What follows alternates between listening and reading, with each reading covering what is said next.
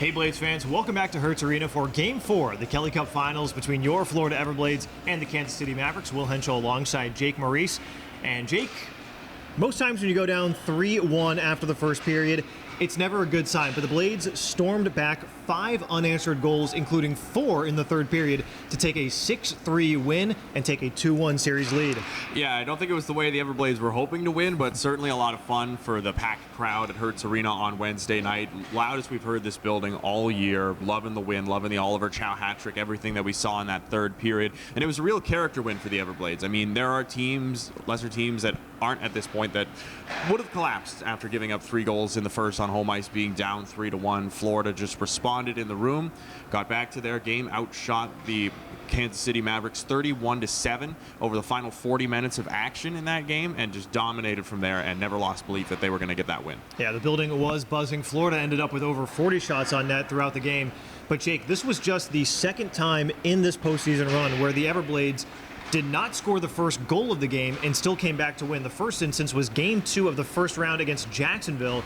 So really, the first goal has been crucial for Florida this entire postseason run. They didn't get it on Wednesday night, but they still got that victory. So momentum-wise, just knowing that you can come back and get over that hump has got to be huge for the Everblades. Yeah, it is, because comebacks are very hard to pull off in the playoffs, especially multi-goal comebacks like Florida managed to achieve on Wednesday. Of course, it's not a consistent recipe for success at all. It's fun every once in a while, but you don't want to be doing it every single night. So Florida, they're going to be looking for a better start here, full 60 rather than just 40 dominant minutes of hockey. It's going to be harder tonight, though, because you're going to absolutely be getting the best that you get from Kansas City, just like Florida did in Game 2 after the big win in Game 1. Kansas City responded really well. It's this Kansas City team that has not lost back-to-back games in the playoffs this year.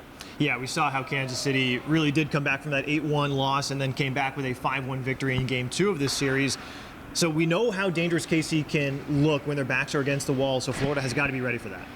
Yeah, for sure. Kansas City, they used their power play to great effect with 3 goals in that 5-1 win in game number 2 last Saturday up in Kansas City. Obviously, things a little different. They don't have the benefit of their home ice to help them out. Florida did get the first goal in game 2. Another one like that would be huge here tonight, especially in your own barn. But yeah, you got to be ready for Kansas City to be looking to capitalize on everything they can get in this game. They were very opportunistic in the first period on Wednesday, and they're going to be looking to be even more so here tonight. Not sure if I'd anticipate too many lineup changes for Kansas City. At this point in the year, you kind of just have to go with your best guys regardless of how they perform on a game-by-game basis. But either way, you're certainly going to be getting the best of the guys in black on the ice tonight.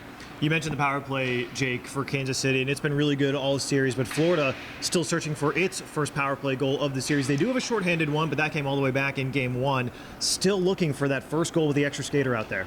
Yeah, and I mean, Florida doesn't need the power play to succeed. They beat Jacksonville the first round without scoring a power play goal through 7 games, but of course, power plays can swing games like they did in Game 2 for Kansas City, right? And here tonight, where you're going to be getting Kansas City's best effort, getting a power play goal, especially if Kansas City's pushing and you can use it as a momentum breaker on their side of the ice, that would be huge for getting the win tonight. So if there was ever a time for the power play to show up in this series, if the Blades are going to need it, I think tonight would be the night.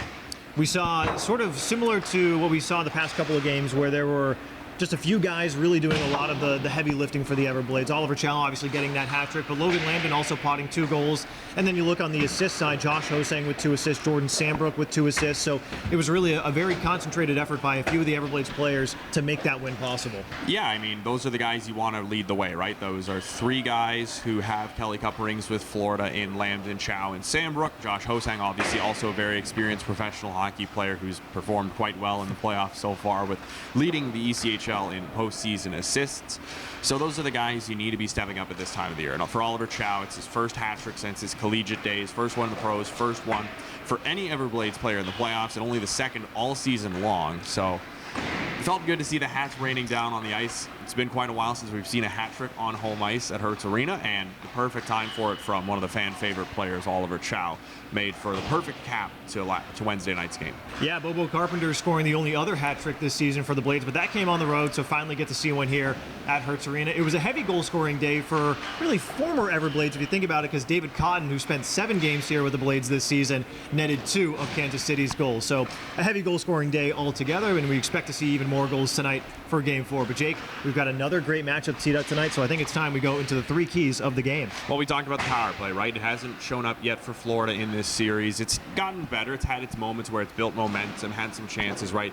but eventually it's going to need to get you a goal. It's the finals. Power play can win you or lose you a series, certainly can win or lose you a game like it did for Kansas City in Game 2. It would be great to see it win a game for Florida here tonight.